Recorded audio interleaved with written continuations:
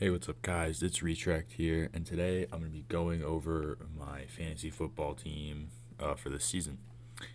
Uh, for this season, I wanted to mix it up from last year. Last year I did very good. I think I won or I got second in my fantasy league, so I know what I'm talking about. Um, but yeah, I just wanted to go over it today, after my video yesterday about guys you should look at. I decided to maybe see if you guys were interested in looking at my fantasy team this year and see if these would be this is a good lineup.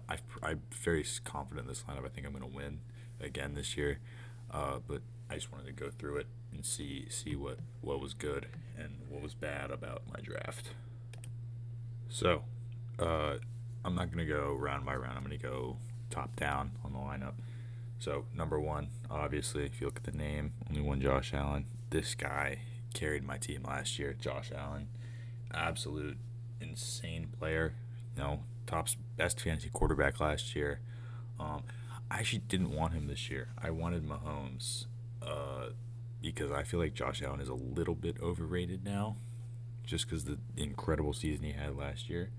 But again, I'd love to go with a guy who's going to be projected around 400 points, as we can see right there. So again, yeah, I'm happy about the pick. He was my fifth round pick. I love it. He's going to be a great quarterback and a great leader of my fantasy team. I did kind of spoil that next pick for you, but it's J.K. Dobbins, Baltimore running back, and this was a pick that I went high upside here. I think this was fourth round or fifth round or something. Fourth round. And I gotten my tight end and my receiver set up. Who you guys are gonna see soon. I got my tight end and my receiver set up, and I think I just need a running back. So I'm with a guy who's gonna hopefully tear it up for Baltimore this year. He's incredible out of the backfield. He's the only guy in that backfield who's gonna be getting receptions. And I do play in a PPR league, so I thought that was going to be helpful to have. Yeah, we love to see it. He's got a huge upside play. And you're going to see I did spoil it with the Josh Allen pick. Um, I have another running back who's gonna in case J.K. Dobbins goes down, we have an insurance policy for him just in case he gets injured. Next up, he was in my last video about five guys you should look at. Mike Davis again. You can go watch that video. That'd be a great place to start. But we went with Mike Davis again. He's the only guy in that Atlanta backfield. He's the only one going to be getting significant touches, significant playing time. He's a PPR monster, as we saw last year. He's going to be great out of the backfields. He's a two-headed monster, a mini McCaffrey, and I love that about him. So yeah, he's gonna be my solid backup running back, RB2. I think he could shift down to flex if we need to. Yeah, and at wide receiver one, this guy I'm so excited to have on my team. I had no idea he fell to the third round for me, I believe, or no, second round. He was incredible. I had no idea how this guy fell this far and how he was so low rated on ESPN's draft board because Calvin Ridley might be wide receiver one this year. That's how he's in a potent Atlanta offense where, you know, their other options are Olamide Zaccheaus and Russell Gage, who, like you'll see again later, spoiler alert, Russell Gage is very good, but he's no Calvin Ridley or Julio Jones, as a matter of fact. So again, yeah, Calvin Ridley, he's got wide receiver one written all over him.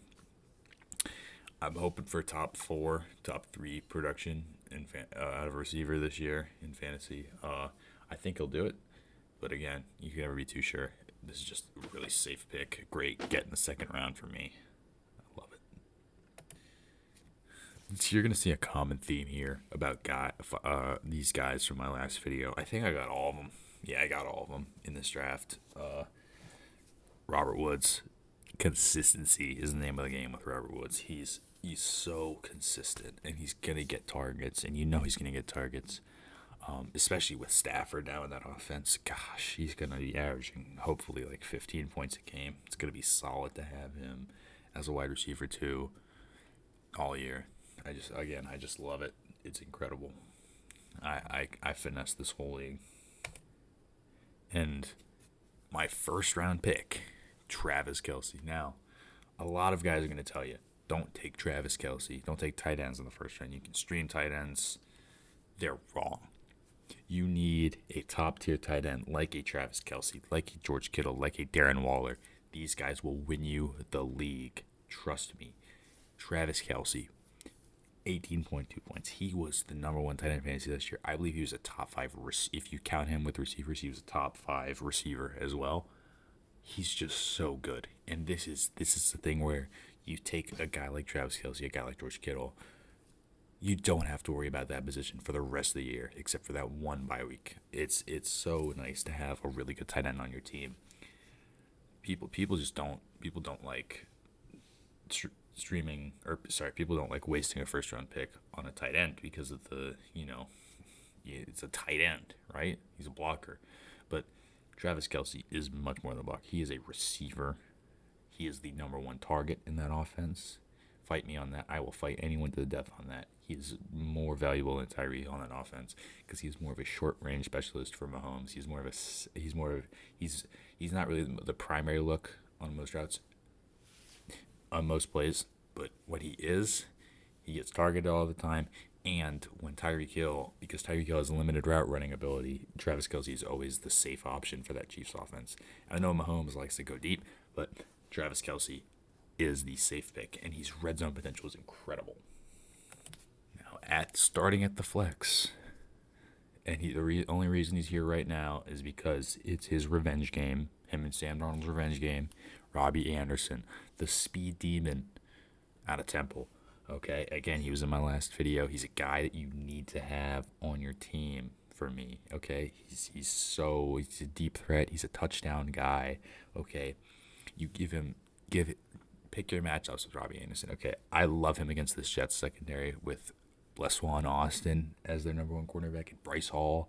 Okay, he's too busy making TikToks. Okay, he can't be starting at corner for the Jets against Robbie Anderson and this incredible Carolina offense, which I think is going to take a step up this year with Sam Darnold. I hope they do. But yeah, Robbie Anderson, you're going to see there's a guy, number one guy on my bench. I could flex him, especially because he's playing Houston, and I might actually do that, but we'll see. I'm waiting until news comes out at a Jets camp or something like that. But yeah, again, there's a guy in the video I told you to draft. He's a guy you need to have on your team. He's incredible.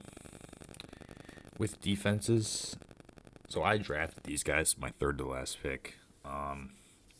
People tell you to stream defenses, and I'll agree with that somewhat, but you have to pick matchups. And if you can't find a good D on the waiver wire, I would take whoever Houston's playing every week and just pick them, right? Like you should not be able to have to stick a defense in this slot and worry about it too much. But with Washington, I mean, more of a homer here. I think they're number one in the league, and I think this is a nice thing to have, where you can just start them, and I don't really have to worry about them for a while. Obviously, with the vaccination stuff, it's going to be an issue, but Washington is always a consistent. It's funny to say this. Washington's defense has not been consistent for a while, but last year they were, and this year they're going to be really good. And it's funny to say this. They're a safe pick on defense. Do I even have to explain this one? He's the Rams kicker, so he's going to put up a lot of extra points, hopefully. And when Matthew Stafford can't score touchdowns, he's got a big ass leg, and he's gonna kick some 50-yarders. And yeah, that's the only reason I picked him, is because of his leg, and not because of anything else, like his name. Yeah, so this is the guy I was talking about, where I might flex him just because he's playing Houston. And I think anyone who's playing Houston is a must start this week. I don't care if you're the fifth string running back, you're gonna put up monster numbers. James Robinson. This was a 7th round pick or something like that. He was ranked below Mike Davis on the big board, interestingly enough. Yeah, again, high upside guy. I could start him right now over Mike Davis. I actually might, because I don't know. I might want to see a game with Mike Davis and see if he's going to be the number one guy. Yeah, James Robinson. He's the people were. I think he only fell because they drafted ETN, but Urban Meyer literally said ETN's only going to be a third down back. So I don't understand why people think ETN's potential in that offense is going to be high because it's just not. At least in year one, with James Robinson still there, he's going to be really good. At least as a bench option, like that. Those are three really good running backs I can just rotate in and out, and you love to see that. This guy, Corey Davis. Now, he was signed to be the number one guy in that offense, and I hope he will be because getting this guy, this was like an 11th round pick, 12th round pick. Getting this guy this late might have could win you a league. If he's a free agent, I would pick him up because he has fifth overall pick, former fifth overall pick. He has huge potential to do big things in that Jets offense. If Zach Wilson is anything what they think he's going to be like, this is a guy you need to have on your team just as a bench stash, just in case, and see if he's going to do anything. No, I'm not starting in week one because he's against the Carolina secondary, who is, while they're inconsistent, the way J.C. Horn's been looking in practice, the way Dante Jackson played for a while last year, I don't trust him enough to start in week one. But yeah, Jalen Ramsey's father, and they're playing the Rams week one. I might, ooh, I might start him week one because everyone's seen that clip of him absolutely dusting Ramsey, and then the poor guy gets the ball thrown 10 yards over his head by Trubisky. Mooney, he's the second option in that offense. I forgot Allen Robinson was still there because he's just a forgettable player. But he's got wide receiver 2 upside. He is wide receiver 2 now. He's got wide receiver 1 upside if Robinson has an issue with the Bears management, which he already has. Yeah, I could see him doing really good, or I could see him doing really bad. Again, yeah, this is the bench is all just upside picks, right? At this point, the best Michael Carter that the Jets took in this draft. Yeah, he was a guy I didn't know too much about coming out of UNC, out of that two-headed monster. Who was the other guy in that offense? That's gonna piss me off that I forgot that. But I don't like the other guys in the Jets backfield are Tevin Coleman and LaMichael P. Ryan. Like this is a guy that immediately you snatch him up on the waiver wire, right? This guy could be this year's Jonathan Taylor, essentially, is what we're thinking about, or David Montgomery, where they have a slow start to the year and then they pick it up in the last 5 weeks. And this is a guy that will win you a league. Okay, with his, if he is anything like Jonathan Taylor, this will be an incredible draft pick or a waiver wire pickup for one of you guys. The main man, Russell Gage, talked about him last video. What's there to say? He's this year's Calvin Ridley. That's all I'm going to say about it. You can go watch the other video for a more detailed analysis. The Trout Monster. Again, this year's Travis Kelce. No, this year's Darren Waller, probably. Darren Waller was more of a breakout guy. Yeah. This is just upside. If Michael Thomas is out for a long time, they really like Troutman. I've been hearing they really like Troutman down in New Orleans, and he could get some Taysom Hill targets, some Jameis Winston targets. Jameis Winston did have a good rapport with his tight ends, like Cameron Brate, and he was scoring like every other week, it seemed, back in 2018. So, OJ Howard and Cameron Brate in 2018, they seemed like they would score every day, and with Jameis Winston passing to him, who I think is going to start, I hope Troutman does very good. And then last on the bench, the Gus Bus. He's a guy you just love to have on your team. And he's the only reason he's really here is because I had an extra pick and I wasn't reaching for Russell Gage in the 10th round. Like 50 picks ahead of his ADP. So I picked up the Gus Bus just as a handcuff to J.K. Dobbins. He's going to be a last guy on the bench. I don't think I'm going to drop him because I know that's going to bite me in the ass if I drop him in the next week J.K. Dobbins gets injured. So, But he's a great guy to have, and I think he might get some starts for me. If we could. Do the Ravens play Houston this year? Um,